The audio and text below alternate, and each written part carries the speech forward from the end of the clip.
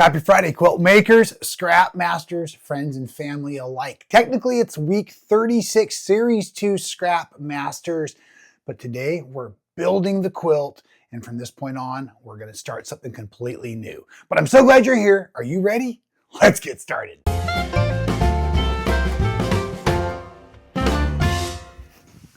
And that is right. Well, welcome back to So Well with Rob Appell. It is fantastic to see you all out there. And yes, I am enjoying so incredibly much having this fantastic show Friday afternoons, 2 p.m. Pacific, 5 p.m.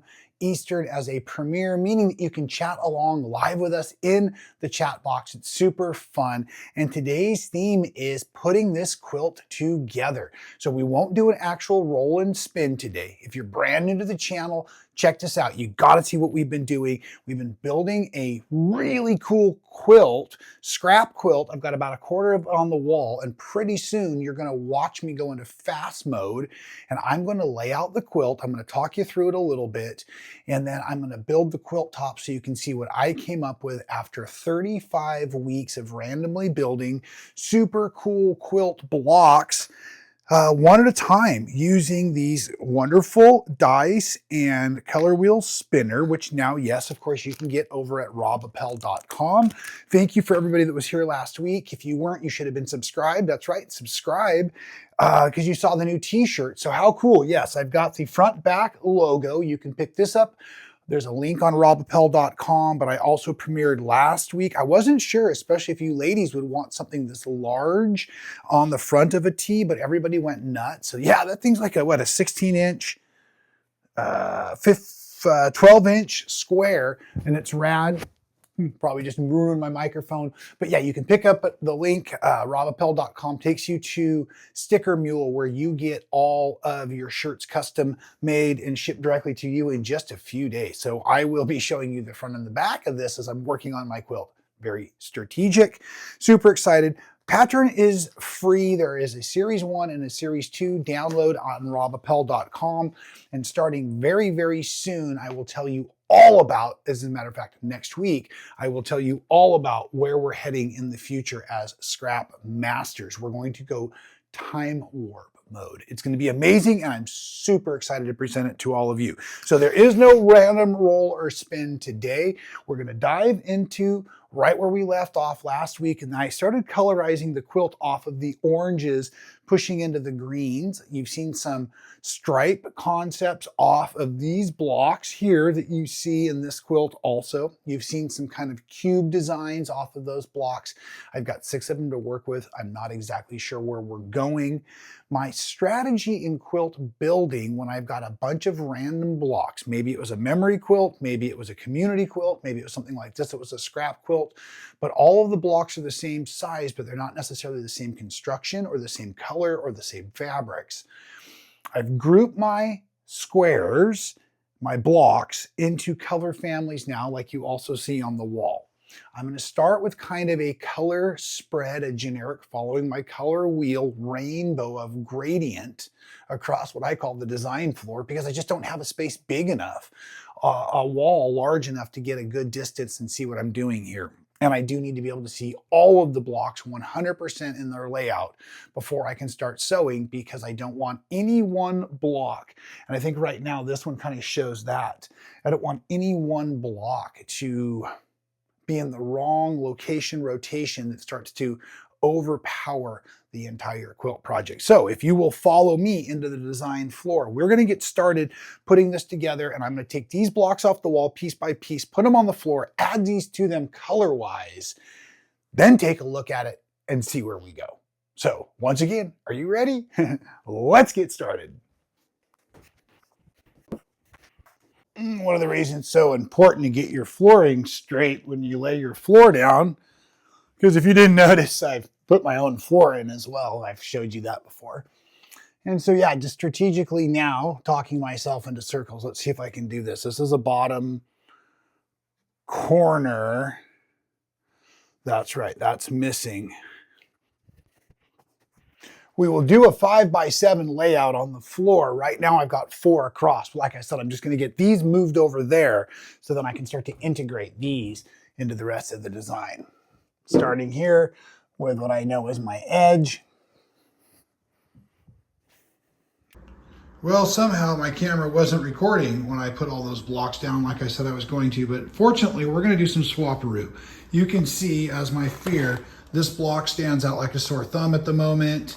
I do like some of what's going on, but I think we can do better. So I am going to rearrange a few of these now, and maybe it will record this time. So I think I'll just start by rotating a few of the blocks before I just scramble the whole thing and start over. Just kind of trying to group my colors maybe a little bit better.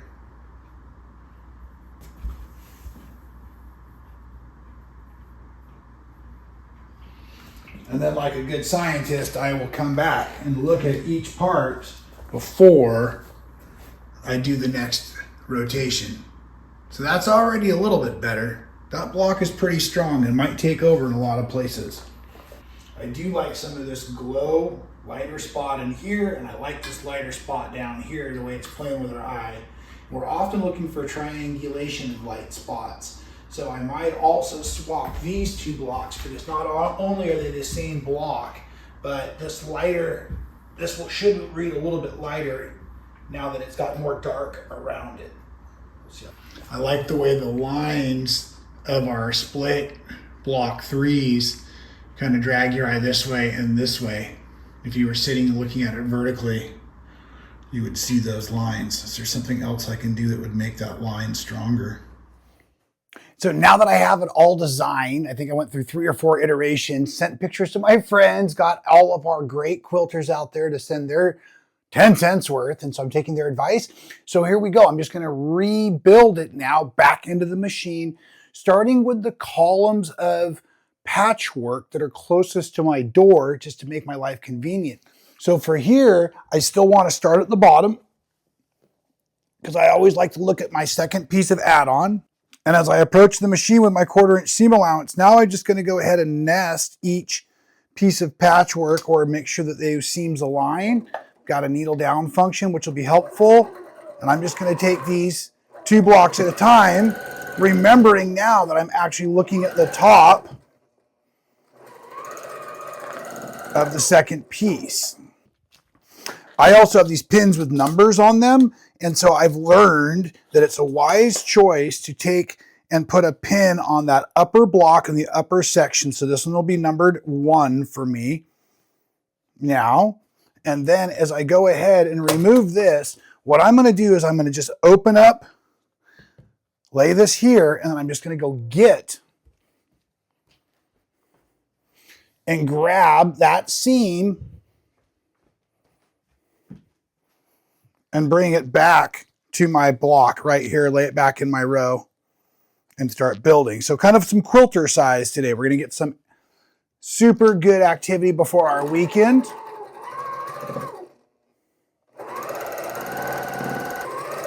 Same thing, open it up. I'm not going to take the time to press as I go. Grab my seam allowance.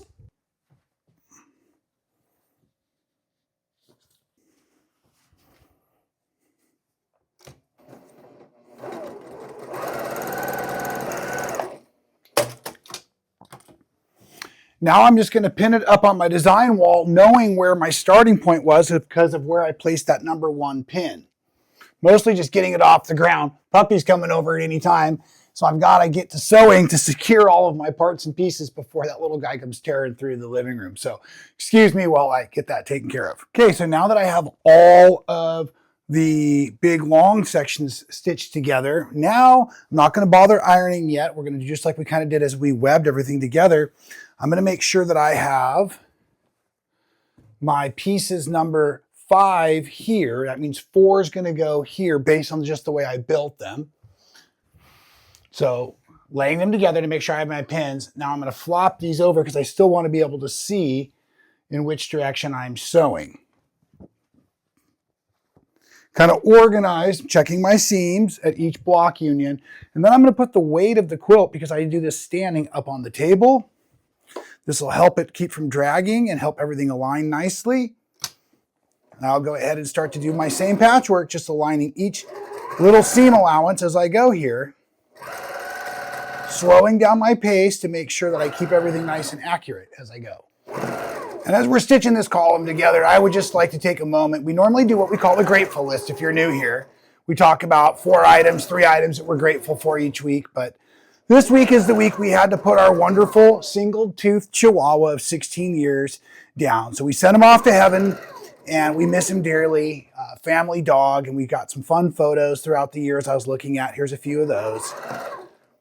And so, yeah, for all of you pet owners out there, this is that time where we have to do what is most responsible, and it's hard, but we also have the wonderful new puppy we're enjoying. And so at any rate, in lieu of the grateful list this week, I'm just going to take a moment and honor my wonderful pup. That's fantastic dog, Winston Appell, the Super Chihuahua, champion show dog. So at any rate, that's where we're at. It sounds like I'm running out of bobbin thread, so I'm going to take a minute to reload here and keep on running these seams. So I guess I'm grateful for multiple things today. Already ready bobbin and that wonderful little dog. Just take the time to adjust your work. Make sure nothing's getting too heavy on either side of the needle. Preload a few feet worth down here in your lap.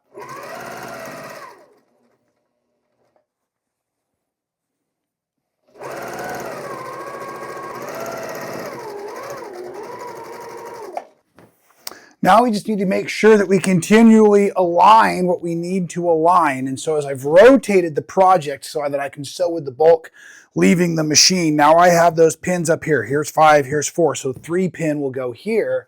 So we're just going to take a moment to reset our work this way. Grab number 3. This direction here.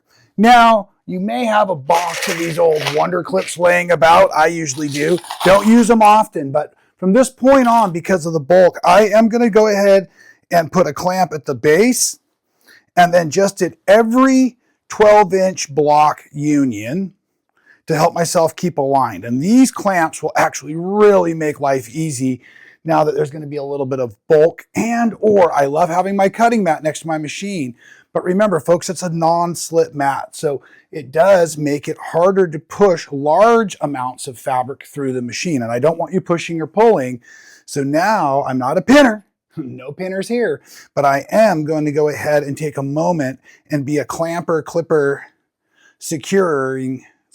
We're going to run security here on these blocks as we go down so that we can align them up. Now I'm basically at the bottom of the rows, pins up in my lap, all the weight still on my table, and we're going to approach that same 1/4-inch seam allowance. Still looking at the mini patchwork, just our 2.5-inch seam markers there, each one of those. And of course, they're not all going to be perfect. It's a scrap quilt. There's a lot to look at, so just do your best.